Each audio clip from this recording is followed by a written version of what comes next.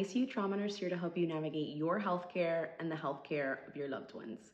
Today, I want to talk about the best times to call the hospital to get information if you do have a loved one in the hospital.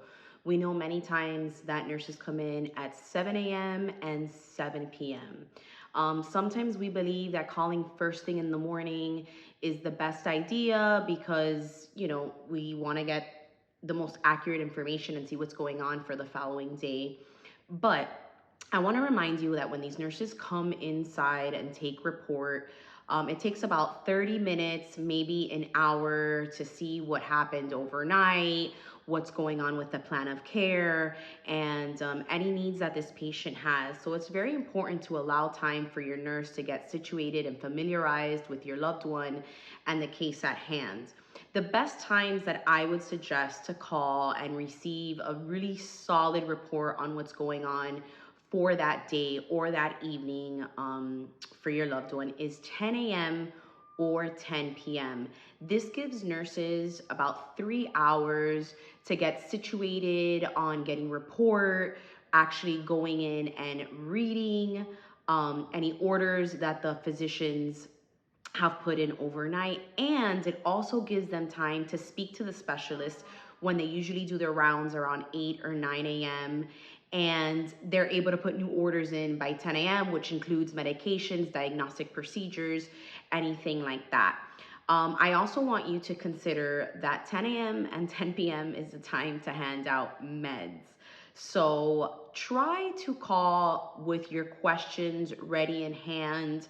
Remember, if you have if your family members in the ICU, the nurse is taking care of 2 to 3 total care patients. And if they're like on a med surg floor, they can have up to 7 patients. So try to keep your conversation short. You're not the only family member calling. The nurse definitely wants to help you and give you as much information as possible.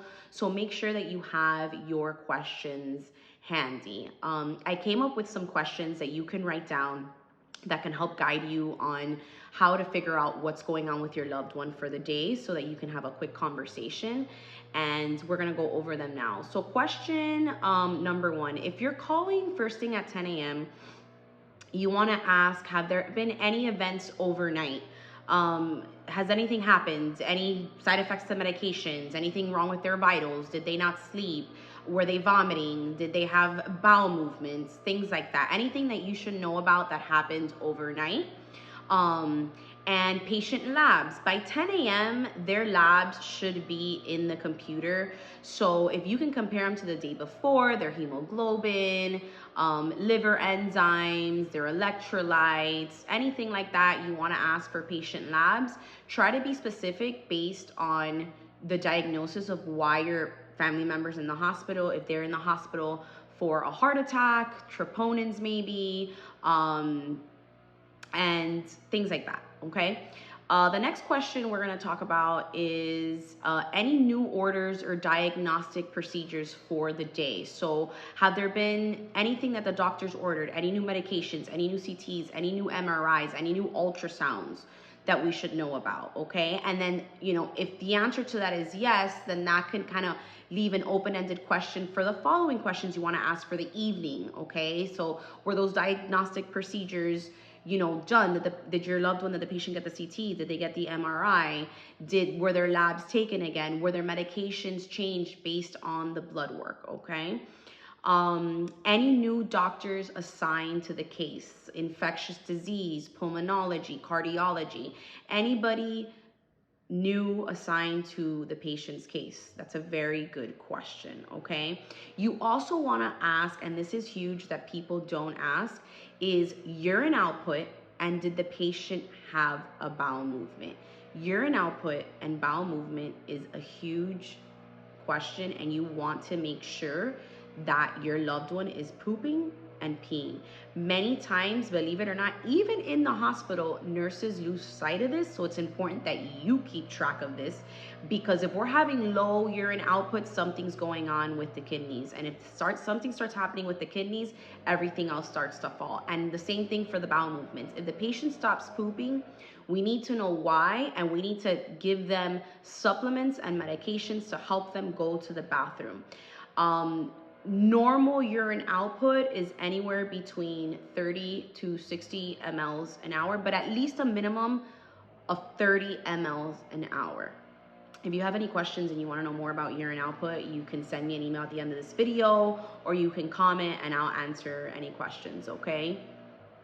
And then another question that I came up with, which I already went over, any new meds prescribed, and what is the plan for the day?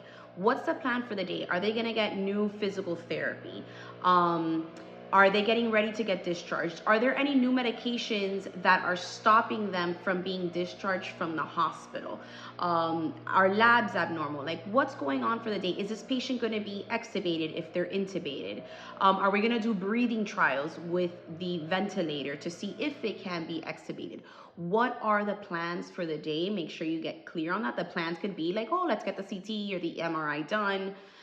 So yeah, make sure that you have your questions ready, and make sure that you can limit your conversation with your nurse to 10 minutes to be exact, okay? 15 minutes is pushing it. And try to make sure that there's only one family member calling the hospital. It's so important for nurses that we don't have 4 different people calling: mom, wife, daughter, aunt, and then we're having to repeat ourselves so many times and answer so many questions. So have one point of contact for this patient. It's just gonna be so much easier for the healthcare providers for us to actually take care of the patient, and it's going to be easy for the family members too. If one person has the information, make sure that the person calling is assertive, is able to ask good questions, is able to absorb the information giving to them, and is organized, because having someone in the hospital can be very overwhelming and chaotic. There's a lot of information being thrown at you. So just make sure that whoever's in charge of calling is someone that can handle, you know, those types of conversations and receiving the information, and also relaying that information to their loved ones. If you found this video helpful, please like and subscribe. And if you want, you can reach me at alexyourrn@gmail.com. Thank you, good luck, and have a great day.